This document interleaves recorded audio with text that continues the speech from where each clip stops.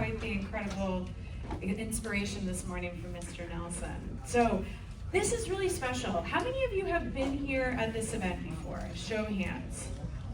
A lot of you, right? So you might recognize my face. We are going to talk about resumes later, but what we wanted to do is, through my own experience of being a big recently, I was working with my little, who's in the room, which I won't call out and embarrass her yet, and we were working on getting her a job.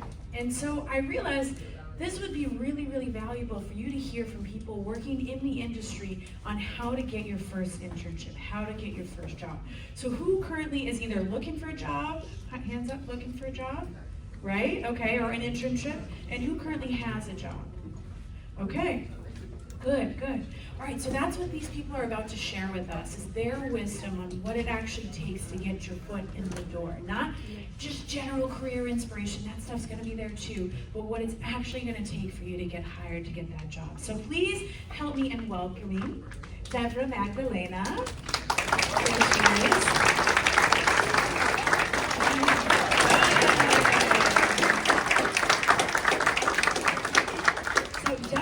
Is a multidisciplinary, yes, please join us here. Deborah is a multidisciplinary performance artist, educator, and activist with over 25 years in her career spanning TV and film work. She's an award-winning spoken word artist. She's worked in community arts leadership and youth arts education. She now serves in a role supporting intern and technical theater apprenticeship programs at the Arts Center. Yes. Our next panelist is Llerena. Please welcome her. Monica is a school owner. Yes, I know, very cool. She's the CEO and president of the Career Technical Education Community Outreach and Advocacy at CVT Technology Institute. Anybody heard of CVT before? CVT Tech. We're gonna hear about it today, all right. Monica has more than 25 years of experience in higher education with a focus on technical education and student development. She's known for her leadership in campus operations, team development, and program quality. And she's passionate about connecting students to meaningful opportunities. Awesome, thank you for being here, Monica. Our next speaker is Wakahn Heyliger. Nice to meet you, everybody. I'm very excited about Wakahn's experience because Wakahn is our sales manager and customer service manager at Macy's. But his story, I think, is so special for this room. So Wakahn began his career at Macy's in 2012 as a seasonal associate. Do you know what that means? Seasonal? Okay. And he worked his way into leadership. His story is a strong example of growth from an entry-level role into management through consistency, work ethic, and customer service. Exciting. Thank you for being here, Wakahn. And finally, this is very cool. Actually, one of my friends and clients that I got to work with is here. Mustapha Zayoun is here, also known as Mo. Another perfect panelist for us because he is the director of facilities at the Heafy Group, which is one of their properties is the Hilton Bentley Hotel. So this is in hospitality. So Mo has a background in luxury hospitality and operations with experience across guest services, member relationship, spa management. He actually owned a spa. I have anecdotes on this one. Beach operations and service enhancements. He combines operational discipline with strong understanding of guest experience. Thank you for being here. All right, so there should be a mic here. And I want to start with something fun. So, I feel so far from you, but does anyone have a really memorable first job story? And maybe what you learned from that first job? I have a first job story. It's not like a very conventional job, especially in the way in which it was obtained.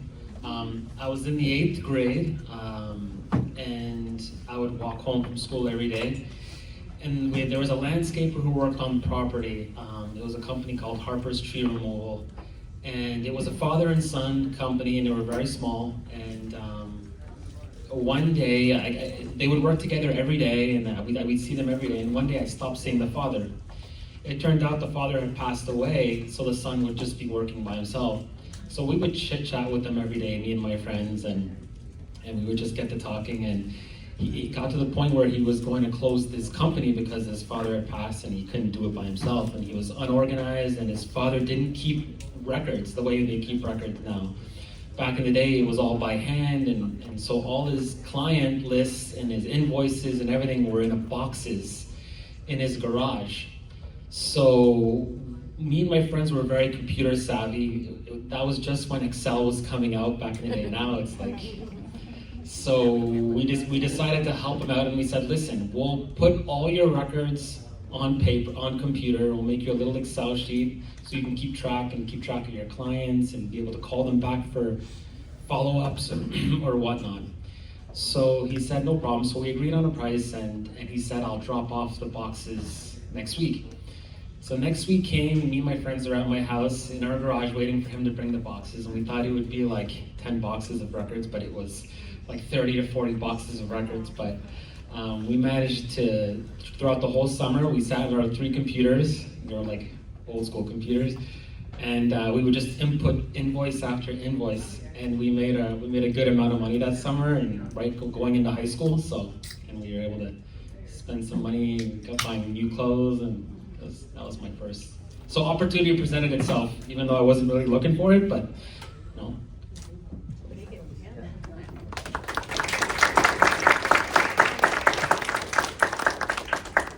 So my first job was actually in the 9th grade. We had a supermarket. I'm from a small island called St. Thomas, and the supermarket was called like a football. And I turned in my first application, and I didn't hear nothing the next week. So I went to football. I said, hey, I turned in the application. I didn't hear anything. You guys hiring? They said, yes. I said, okay, am I gonna get hired? They said, okay, well, we're still going over the application. Fine. The next week I went back, I turned in another application, right? I asked, hey, the second application I'm turning in, I really want a job, I'm in high school, and I wanted to work so bad, right? I'm a son of 3. My mom, I'm a single mom, and I turned in an application, and he said, hey, we're so right now we're actually full.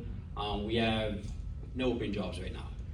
So I said, okay, I was a little bit defeated. So I went back the next month, turned in another application, and then the guy told me, hey, no, all the jobs are full. So I'm like, this is like 3rd time now, I'm turning an application just to get that job at the football. So the 4th time I went back, I actually called and said, hey, my name is Wakahn, I'm trying to apply for a job. I'm in high school, I really want to work. So then they told me to come in the very next day just to do an interview. So I did the interview. The interview was actually on the floor, right? Seeing how you do stock. Again, it was a football, so you was coming produce, merchandising. So I did it to the best of my ability. The very next week they said, hey, you're hired. And then a few months later, I was the one who was training the other high schoolers to now come in and get jobs as well. So first job. Awesome. What a great lesson in if it doesn't work the first time, try again, right? So I actually thought about this memory not so long ago, so it was right at the top of my head when you asked that. So when I was 15, I'm like, okay, I want my own cash, I want my own money. So we looked at the classifieds on a newspaper. I know you guys don't do that now. And I started highlighting, all the areas where I thought, and talking about typewriters, I was like 90 words per minute on a typewriter. So I looked at everything that required kind of those skills. I applied, I went in to apply for this job. My father was waiting in the car. Again, I was 15. And gave me the entry-level test, gave me the typing test, which I found everybody was staring at me because they did it in the middle of the room where everybody was working, so you could see all the more seasoned employees looking at me, a 15-year-old kid. So then it came time for the results. And then it was actually not the person that was doing the interview, it was the manager of the place that came to speak to me. I'm like, I wonder why. And he started asking me the questions. It was like, well, how old are you? What high school do you go to? And what are your plans? And why do you want this job? And I'm like, well, I like some money. I'm looking for something over the summer and maybe during the year, but nothing so, I was very focused on my studies. And I could see that fatherly look, and he says, well, you pretty much aced the entry level, your grammar, your math skills, everything was great. And your typing skills, he said it averaged like 90 words per minute, 92. But unfortunately, we're looking for somebody here more long-term. And I was like, what? And it was some good money back then. So I went a little disappointed, and he was very grateful, and I could feel like, he was like, thank you for applying, and very impressed, gave me some words of wisdom. And when I went to the car and told my dad what happened, he says, well, I knew you weren't gonna get this. And I'm like, you didn't tell me. And he said, I wanted you to learn that you can apply for anything. That you have the skills for everything, but not everything at that moment is meant for you. But the fact that I was nervous, because it was like this office setting that I had never been a part of at the time, and I was a little intimidated because everybody was older, nobody was my age. But the fact that I passed all the requirements, and I was given the opportunity, because they could have said no, too young, but they actually gave me their time. I was very grateful to learn that I can be in any space and there is no limit. Now, sometimes it's just not the right season for you. I ended up working at Extra Supermarket after as a cashier, had the best time, got my money, and learned that even if, that there was always opportunity out there for us. So that was my first experience.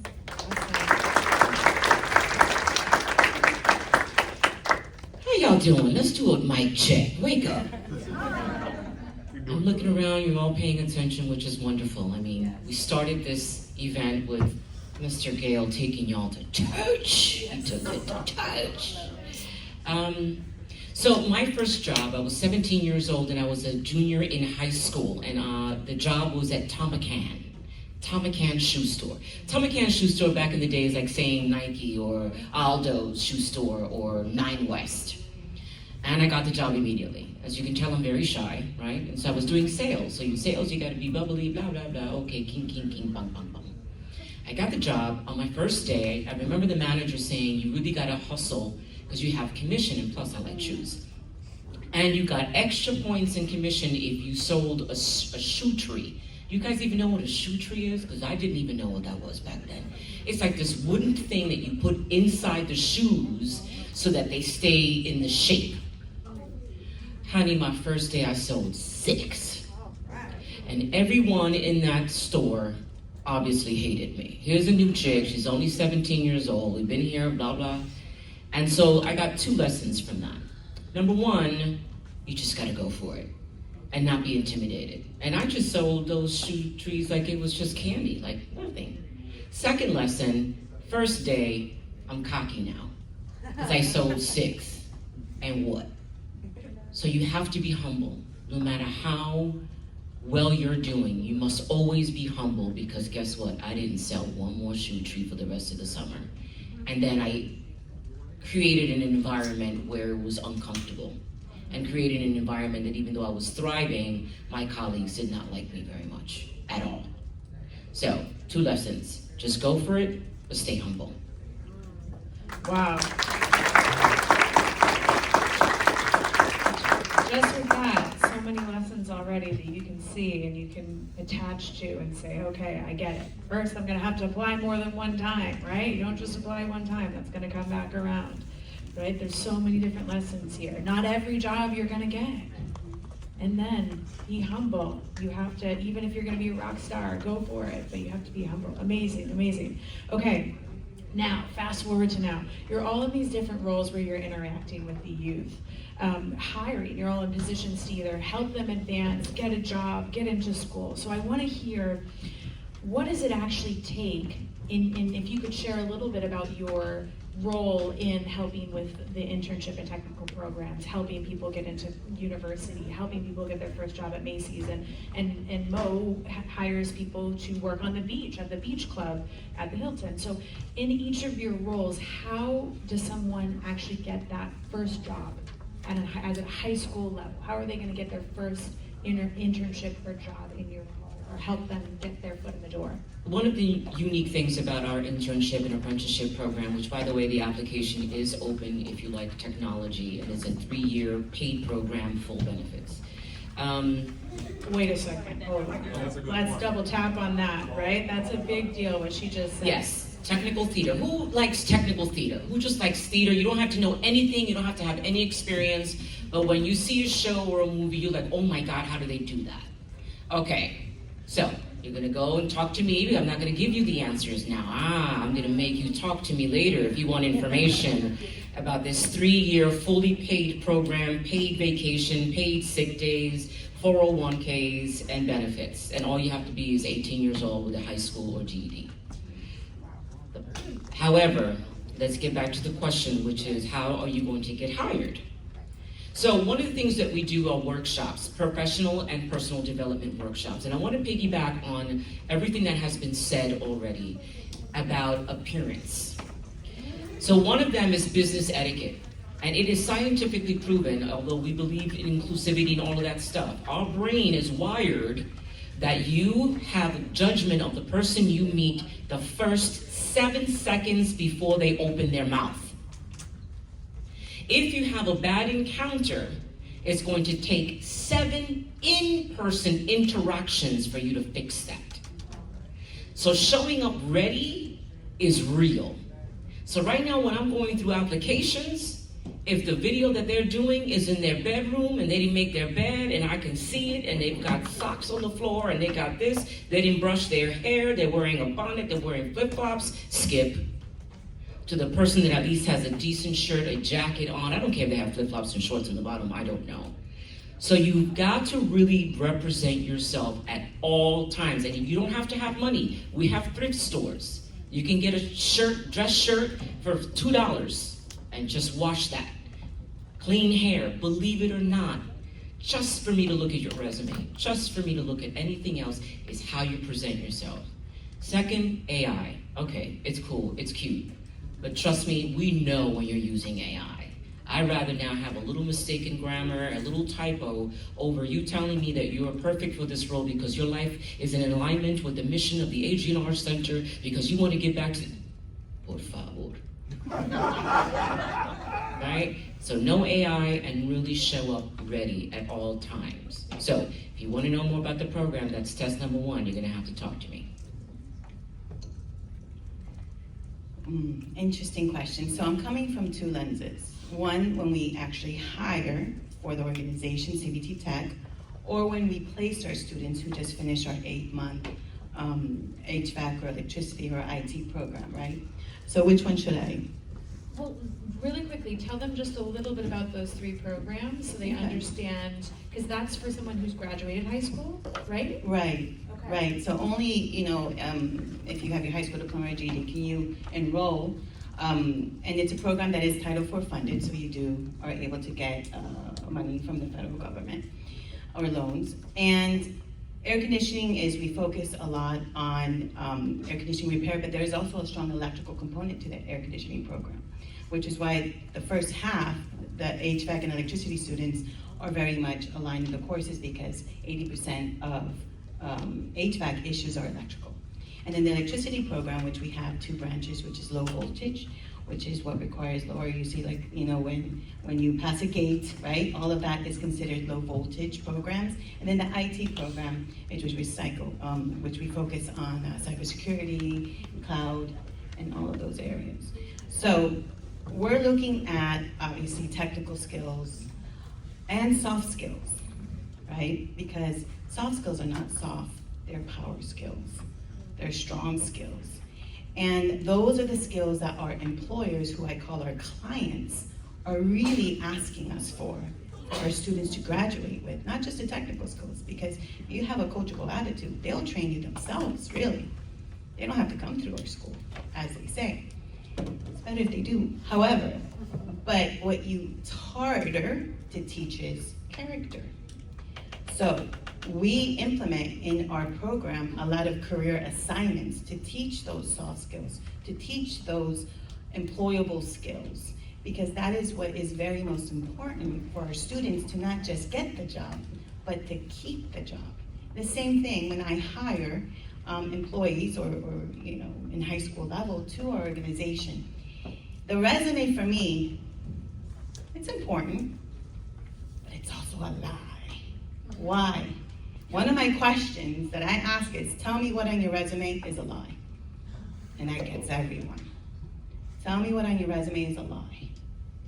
And if they can't say anything, then they're lying. Okay? Because a resume, as I tell my team, is just meant to tell somebody's trajectory, their path.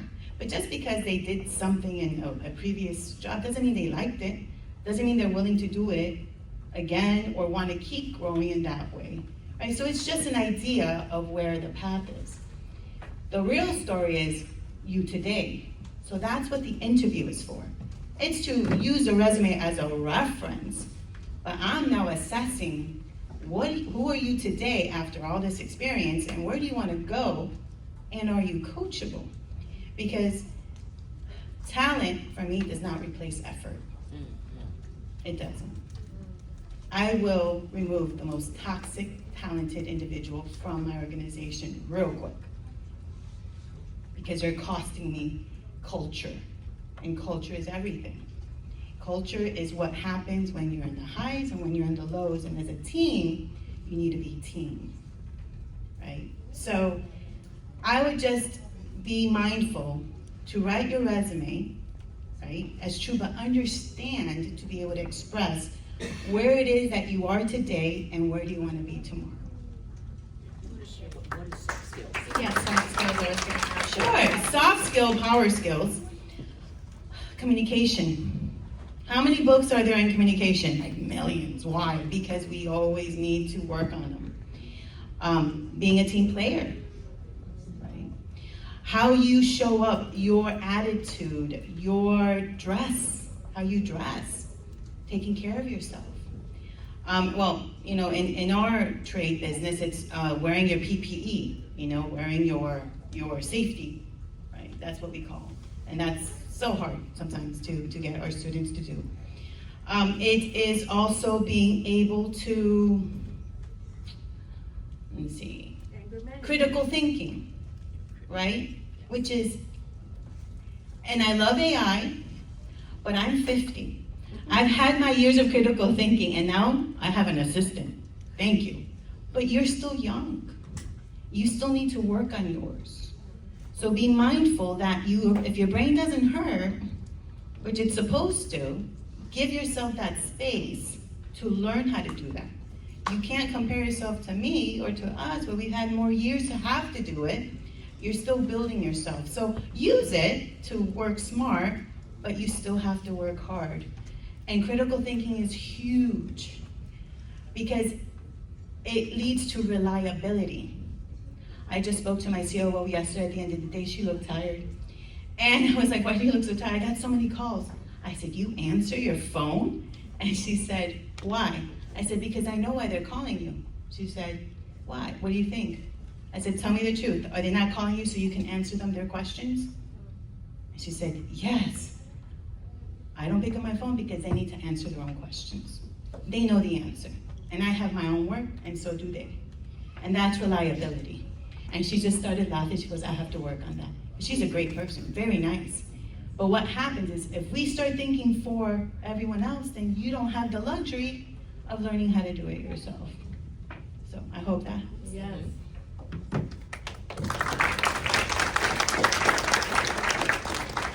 Thank you. So, who here has ever shopped in Macy's before? Okay, love that. So when it comes to Macy's, at Macy's we have one of the leading brands in fashion and beauty, right? So if you're applying for a job at Macy's, one of the first things I look for is passion, right? Ladies, who here loves cosmetics? Who here loves beauty? Perfect. So if you're applying to a job in beauty, right, I think presentation matters most, right? If you're applying to a position, let's say in a Mac counter, right? You're gonna come dressed well, right? But also the makeup. Now, because you want to present that to that interviewer that, hey, you know how to put it on as well, the makeup, okay? If you're applying to a job in men's, let's say men's tailor, men's suits, you want to come obviously presentable in a nice suit, right? Because just a first impression will matter the most. For example, I'm the men's manager, I'm the tailor manager, right?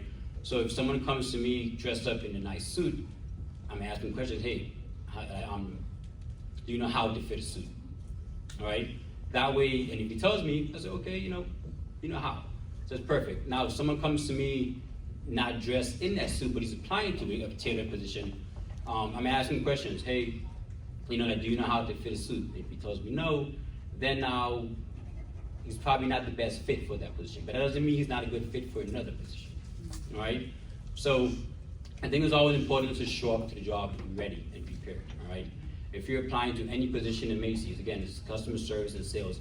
Hospitality to Macy's means a lot, right? So hospitality to me, excellence. Excellence means impact. How are we making an impact on the day-to-day business while working at Macy's, all right? Again, we have different beauty brands. We have Estee Lauder, Clinique. We have a lot of different brands in Macy's that people are always looking for that right talent, all right? So if any of you ladies are interested in beauty, if you want a career in beauty, I think it's always a first step to it, because we have great brands, like I mentioned, MAC, Clinique, Estee Lauder. We have Carolina Herrera, Llerena is one of the biggest brands right now in beauty. And then even for the guys as well, right? We have suits, we have men's shoes, we have big ticket, we have furniture, right? So when you apply to us, so I always want to be prepared, but I can't stress enough, presentation always matters, right? Presentation, that always matters. For me, with my first interview, I came dressed in dress shirt, tie, slacks, and some nice dress shoes, right? Because like they mentioned, in those first 7 seconds, that person really kind of get an idea of you right now, okay? So I think presentation always matters the most.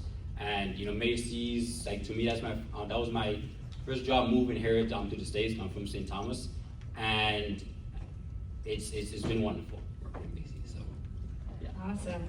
Really quick question about Macy's. So people apply online, right? Do you ever have people come up to you like you had gone into the store? How can people actually get that interview? So they can apply online, or if they come to the store, we can actually do it in the store as well. Now, if we have an open position, like right there on the spot, I'll interview you right there on the spot. And then if it's a good fit, then obviously we'll hire you on the spot as well. Wow, so be prepared, right? Correct, be prepared. Very important, thank you.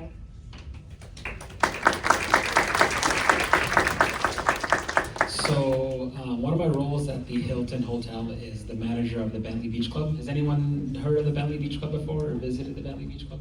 Okay. So we're a beach club south of 5th Street, or 1st Street, we're Ocean Drive on 1st, sorry, at the Hilton. So we serve a lot of guests.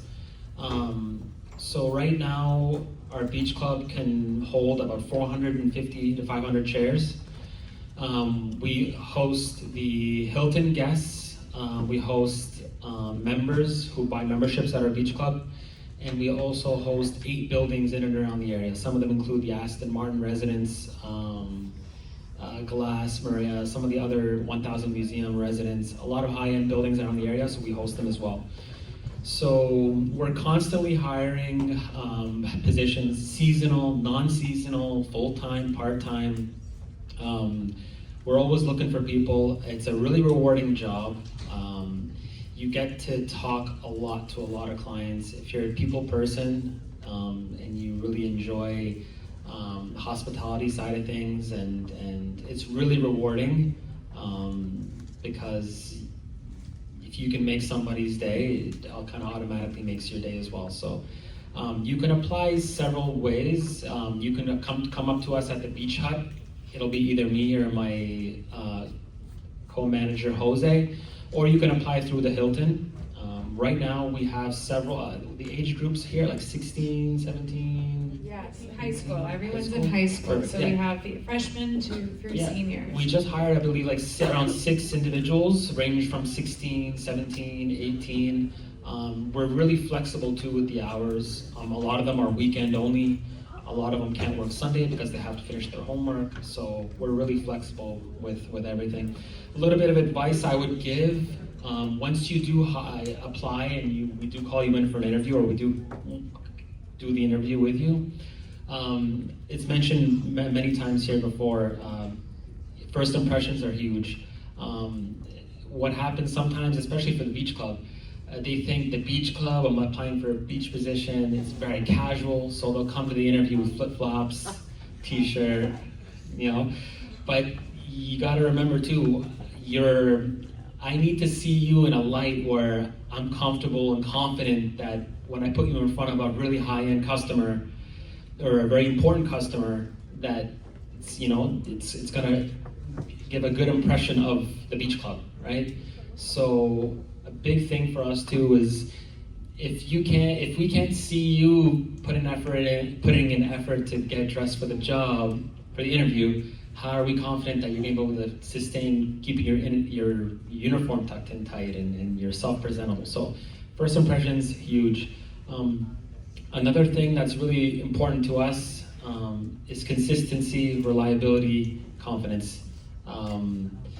We find sometimes when it's your first job, some of those lack, but we help you build that. Some things you build over time, you build with experience, you build through interactions with people. But dealing with people sets you up with such confidence that I think even in a sales job or any job where you have to deal with people directly, it sets you up with confidence that I think you can't learn from a textbook or anything. Like I have a background in civil engineering. I have a master's in structural engineering, and I spent the first 10 years of my career behind a desk.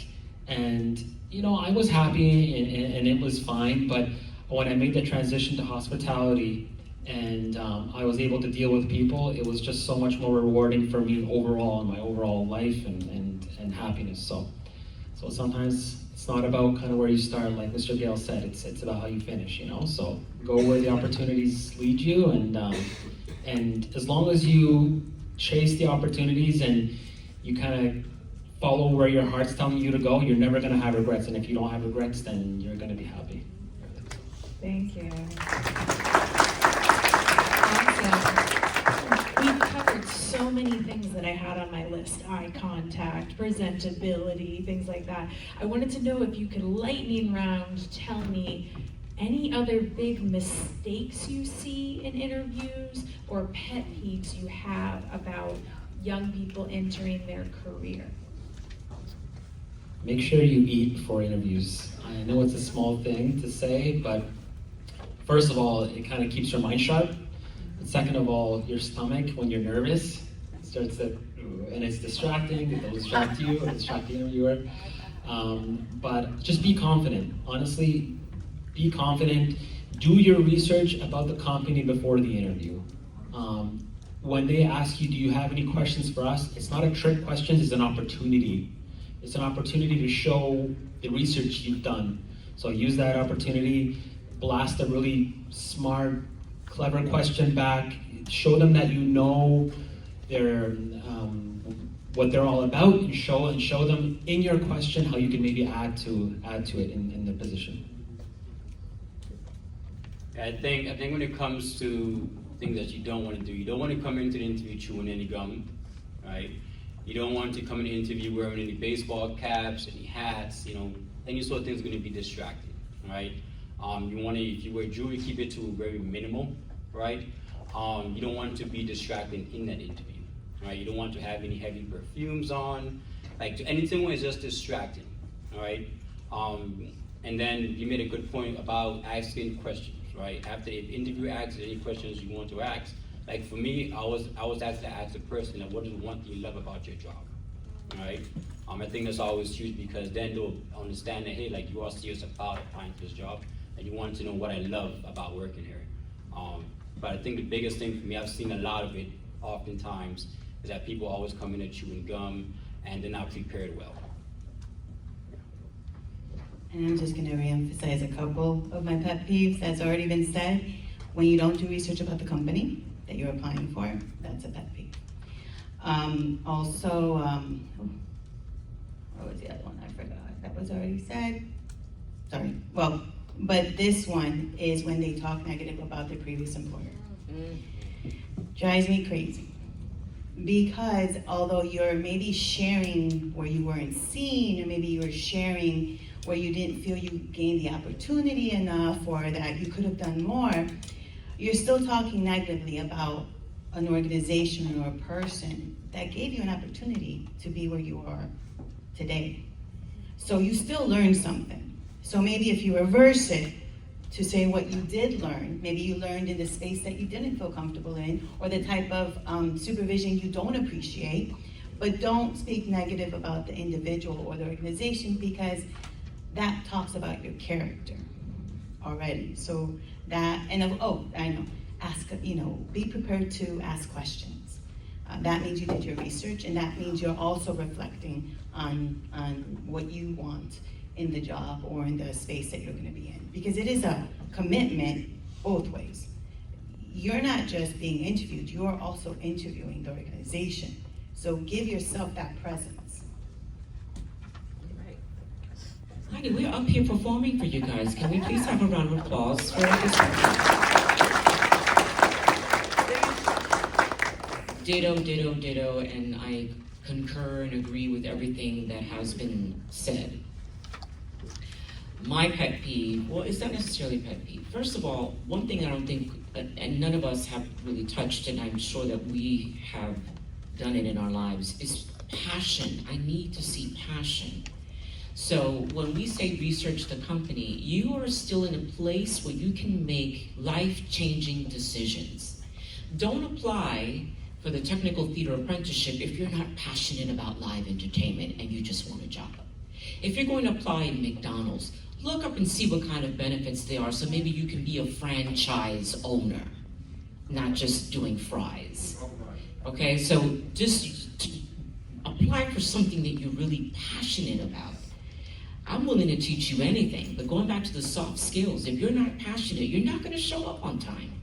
You're not going to want to dress up. You're not going to want to network. If you're going to be working 12 hours a day, you better like what you're doing. And you're in a position that you can choose what it is that you want. And guess what? You cannot like it and change. So passion is extremely important. How many of you, what are you guys passionate about right now? Who's into video games right now? Oh, Lord Jesus, amen. Yes. Zion's like, all right, let's say something else. Sports. What is something, okay, so social media, that's not enough. Who's really into a certain film right now? Wow. Somebody please just share with me what you're passionate about. Yes. So I'm captain of my dance team, and I'm really passionate about folklore because we do cultural dances, and I just really like sharing culture. Okay, and let me define passion. Passion means when you wake up, it's the first thing you're thinking about. Passion means you want more of it. If you're passionate about horror films, you're going to be looking at all the horror films. If you're passionate about dance, that means you're watching dance videos on IG, you're on TikTok. And that's what I mean about passion, something you absolutely love. If you love experimenting with food, if you're into noodles, and that is passion. It doesn't have to just be something that you consider boring. That is passion. So that means you want to be there. You want to take accountability too. You're not a victim. Hello. You're not a victim. What does that mean? Yeah, bad things happen to us. But don't show up in the room, like Monica said, blaming somebody. You chose to do that, and you chose to be there because you also have a choice to leave. So take accountability. Flip it. This is not where I want to be. Ask those questions because you want to be there. If you're not interested, keep looking for something that you're interested in. So right now, I'll take someone who doesn't know anything about anything, but they're passionate. I can't teach you passion. I cannot teach you accountability. That has to be innate. And you know it. You already have it. You just have to really realize what that is. That's what you should be asking AI. Not to do your resume, What is passion? What is accountability? Okay, I'm gonna Love get it. off my No, platform no, now. excellent. You brought up something so important because I want to know who in this room feels like you don't have a lot of experience, maybe no experience at all, right? She just said, I would rather hire someone with passion who cares than the skills. She also said, Annika also said, that if you're super talented but you're toxic, you're out. So that should just be your reminder that, yes, the effort that you put in is what you're gonna get out. Every single one of these 4 incredible people who spent their Saturday talking to you, they all said one thing. They said a few things, but they all said ask questions, be prepared. So this is your moment. If you have any questions from any of these people who could help you start your career, I want to hear from you. We have prime time. We're a little bit over, but this has been really important. So who's got a question? Here, you gotta get the mic. You gotta stand up.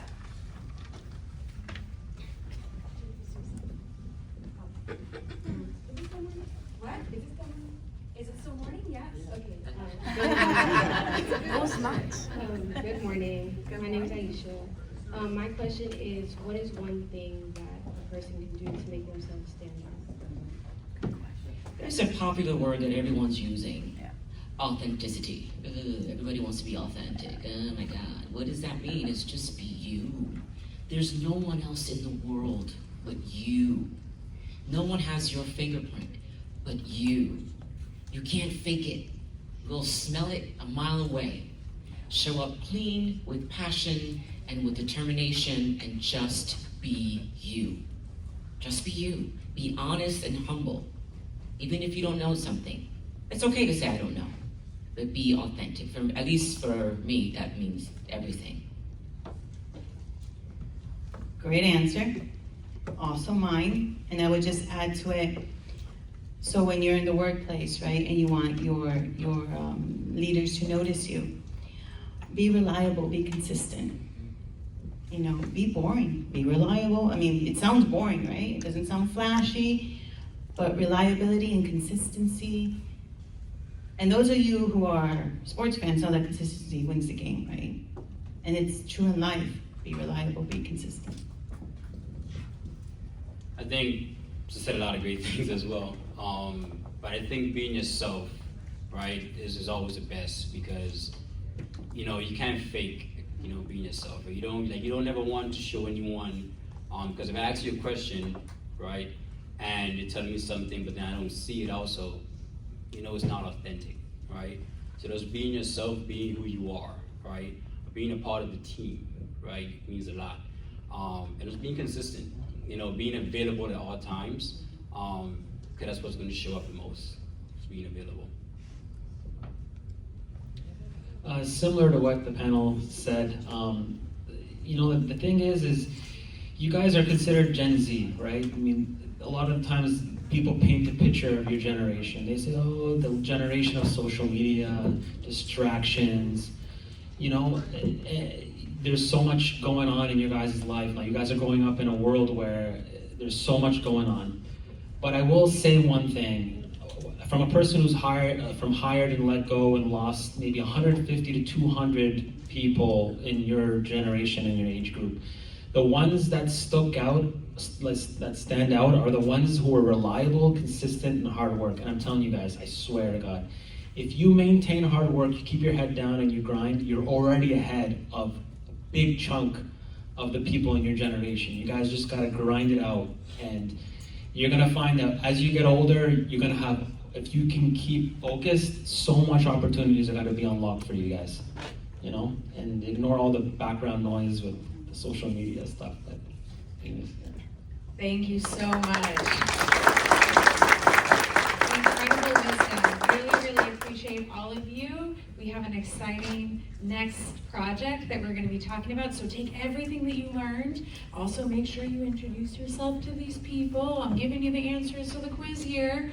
And see them when we have some time for the break. So I'm going to thank you all again. One last round of applause. And we're going to introduce Kimberly and Derek to